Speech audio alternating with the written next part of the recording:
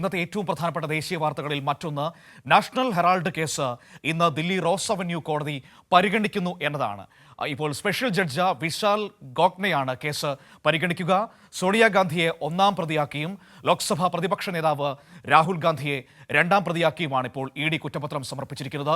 ഈ കേസിലെ ഏറ്റവും പ്രധാനപ്പെട്ട കാര്യമെന്ന് പറയുന്നത് കോൺഗ്രസ് വലിയ തോതിൽ പ്രതിരോധത്തിലായിരിക്കുന്നു എന്നതാണ്. രാഷ്ട്രീയ പ്രേരിത കേസ് എന്ന് പറയുമ്പോൾ പോലും മേൽക്കോടതികളെ സമീപിക്കാതെ നിൽക്കുന്ന ഒരു സാഹചര്യം അവരുടെ മുൻപിലുണ്ട്. അത് മറ്റൊന്നുമല്ല, തിരിച്ചടിയാകുമോ എന്നൊരു ഭയം കോൺഗ്രസിനെ ഭരിക്കുന്നുണ്ട്. കാരണം ഇതിൽ പലപ്പോഴും നിയമവ്യവസ്ഥകൾ ലംഘിച്ചിട്ടുണ്ട് ഈ നാഷണൽ ഹെറാൾഡ് കേസിൽ എന്ന ആക്ഷേപം കോൺഗ്രസിന് നേരെ ഉയർന്നു വന്നതാണ്. ഓഹരി ഉടമകളായ മാർക്കണ്ഡേയ കൺജിയും ഒപ്പം തന്നെ പ്രശാന്ത് ഭൂഷണും അടക്കമുള്ളവർ തങ്ങളെ അറിയിക്കാതെയാണ് ഈ ഓഹരികൾ യങ് ഇന്ത്യ കമ്പനി വാങ്ങിയത് എന്നതടക്കമുള്ള ആക്ഷേപങ്ങൾ നേരത്തെ ഉന്നയിച്ചതാണ്. അതുമാത്രമല്ല, ആദായ നികുതി അടയ്ക്കുന്ന കോൺഗ്രസ് എന്ന രാഷ്ട്രീയ പാർട്ടിക്ക് ഏത് തരത്തിൽ വായ്പ കൊടുക്കാൻ പറ്റും എന്നൊരു നിയമപ്രശ്നമുണ്ട്. 90 കോടി രൂപയാണല്ലോ ഇവർ വായ്പ കൊടുത്തു എന്ന് പറയുന്നത്. ഒരു രാഷ്ട്രീയ പാർട്ടിക്ക് ഇന്ത്യൻ നിയമം അനുസരിച്ച് ആ രീതിയിൽ വായ്പ കൊടുക്കാൻ കഴിയില്ല. അങ്ങനെ കുറേ അധികം പ്രശ്നങ്ങളുണ്ട്. വെറും 50 ലക്ഷം രൂപയ്ക്ക് 5000 കോടിയോളം മൂല്യം വരുന്ന വസ്തുവകകൾ യങ് ഇന്ത്യ കമ്പനി എന്ന രാഹുൽ ഗാന്ധിയും സോണിയാഗാന്ധിയും പ്രധാനപ്പെട്ട ഓഹരി ഉടമകളായ കമ്പനി കൈവശപ്പെടുത്തിയിരിക്കുന്നു എന്നതാണ് കേസ്. അബ്ദുൾ റഷീദ് ചേരുകയാണ്. അബ്ദുൾ റഷീദ്, ഇന്ന് റോസ് അവന്യൂ കോടതി ഈ നാഷണൽ ഹെറാൾഡ് കേസെടുക്കുകയാണ്. രാഷ്ട്രീയ പ്രേരിതമെന്ന പ്രതിരോധം കോൺഗ്രസ് തീർക്കുമ്പോഴും എന്തുകൊണ്ടാണ് മേൽക്കോടതികളിലേക്ക് നിയമ പോരാട്ടത്തിന് പോകാത്തത് എന്ന പ്രധാനപ്പെട്ട വിഷയം അവരുടെ മുന്നിൽ ചോദ്യമായി ഉയർന്നില്ലേ?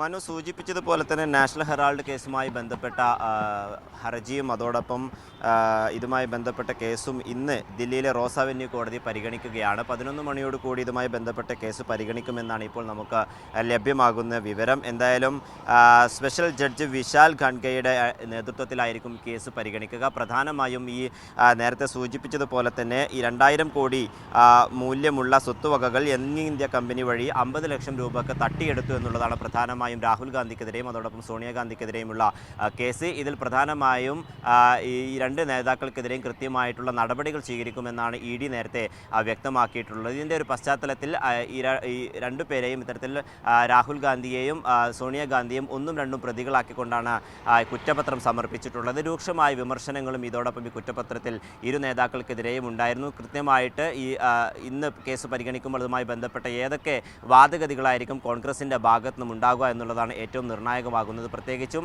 ഇത്തരത്തിൽ ഈ ദേശീയ നേതാക്കൾ തന്നെ ഈ പാർട്ടിയുടേതടക്കമുള്ള സ്വത്തുവകകൾ സ്വന്തം പേരിലേക്ക് ആക്കി എന്നുള്ള ആരോപണങ്ങളൊക്കെ തന്നെയും BJPയും അതോടൊപ്പം മറ്റു പ്രതിപക്ഷ പാർട്ടികളൊക്കെ തന്നെയും ഉയർത്തുമ്പോൾ കോൺഗ്രസ് വലിയ വെല്ലുവിളികൾ നേരിടുന്നൊരു സാഹചര്യമാണുള്ളത്. എന്തായാലും ഇന്ന് 11 മണിയോട് കൂടി ഈ കേസ് പരിഗണിക്കുമെന്നാണ് ഇപ്പോൾ നമുക്ക് ലഭ്യമാകുന്ന വിവരം. അതോടൊപ്പം കുറ്റപത്രത്തിൽ ഇ ഡി ചേർത്തിട്ടുള്ള വിവരങ്ങളൊക്കെ തന്നെയും പൂർണ്ണമായും ജഡ്ജി പരിശോധിക്കുമെന്നുള്ള കാര്യങ്ങളും ഇപ്പോൾ നമുക്ക് ലഭ്യമാകുന്നുണ്ട്. പ്രത്യേകിച്ചും 2000 കോടി എന്നുള്ളതായിരുന്നു നേരത്തെ ഇ ഡിയുടെ റിപ്പോർട്ടിലുണ്ടായിരുന്നത്. പിന്നീട് അത് 5000 കോടി മൂല്യമുള്ള വസ്തുവകകളാണ് ഇത്തരത്തിൽ സ്വന്തം പേരിലേക്ക് ഇരുവരും ആക്കിയിട്ടുള്ളത് എന്നുള്ളതാണ് ഇ ഡിയുടെ കുറ്റപത്രത്തിൽ നിന്ന് നമുക്ക് വ്യക്തമായിട്ടുള്ളത്.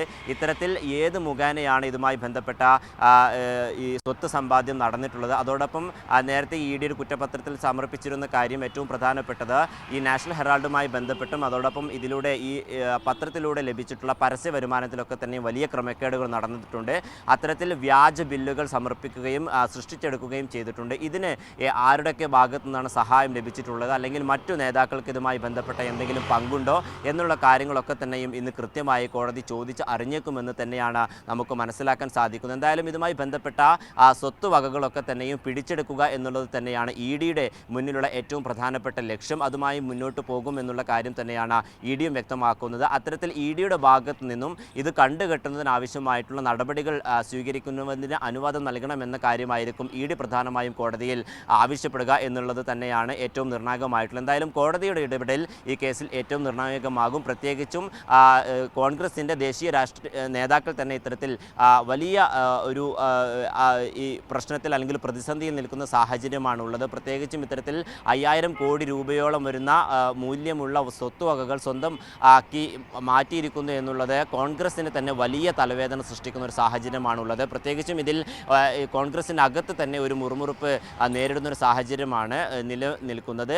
ഇതുമായി ബന്ധപ്പെട്ട ഒരു കൃത്യമായിട്ടുള്ള മറുപടി നൽകാൻ കോൺഗ്രസിൻ്റെ ദേശീയ നേതാക്കളൊന്നും തന്നെ ഇതുവരെയും തയ്യാറായിട്ടില്ല. ഇത് കോൺഗ്രസിൻ്റെ നിരവധി പ്രവർത്തകരെയും അതോടൊപ്പം വിവിധ സംസ്ഥാനങ്ങളിലെ നേതാക്കളെയും ചൊടിപ്പിക്കുന്ന ഒരു സാഹചര്യം കൂടിയുണ്ട്. പ്രത്യേകിച്ചും ജയറാം രമേശ് അടക്കമുള്ള ആളുകൾ ഈ സുരക്ഷാ ഏജൻസിയെ പഴിക്കുന്ന ഒരു സമീപനമാണ് ഇവിടെ ഉണ്ടായിട്ടുള്ളത്. നേരത്തെ കേരളത്തിലടക്കമുള്ള ED കേസുകളിലൊക്കെ തന്നെയും വലിയ പ്രോത്സാഹനം കോൺഗ്രസ് നൽകിയപ്പോൾ ദേശീയ നേതാക്കൾക്ക് നേരെ വരുന്ന കേസിൽ അത് NIA അടക്കമുള്ള അല്ലെങ്കിൽ ഇത്തരത്തിൽ CBI അടക്കമുള്ള കേസുകളും അതോടൊപ്പം അന്വേഷണ ഏജൻസികളും വലിയ ശത്രുവായി മാറുന്ന ഒരു നിലപാടാണ്, അല്ലെങ്കിൽ ഒരു ഇരട്ടത്താപ്പാണ് കോൺഗ്രസിൻ്റെ ഭാഗത്ത് നിന്നും ഉണ്ടാകുന്നത്. ഇതിനെതിരെയും വലിയ പ്രതിഷേധങ്ങൾ വിവിധ കോണുകളിൽ നിന്നും ഉയർന്നിട്ടുണ്ട്. എന്തായാലും ഈ സാഹചര്യത്തിലാണ് ഇപ്പോൾ കേസ് ഇന്ന് പരിഗണിക്കുന്നത്. എന്തായാലും കോടതിയുടെ ഇടപെടൽ എങ്ങനെയായിരിക്കും എന്നുള്ളതാണ് ഏറ്റവും നിർണായകമാകുന്നത്.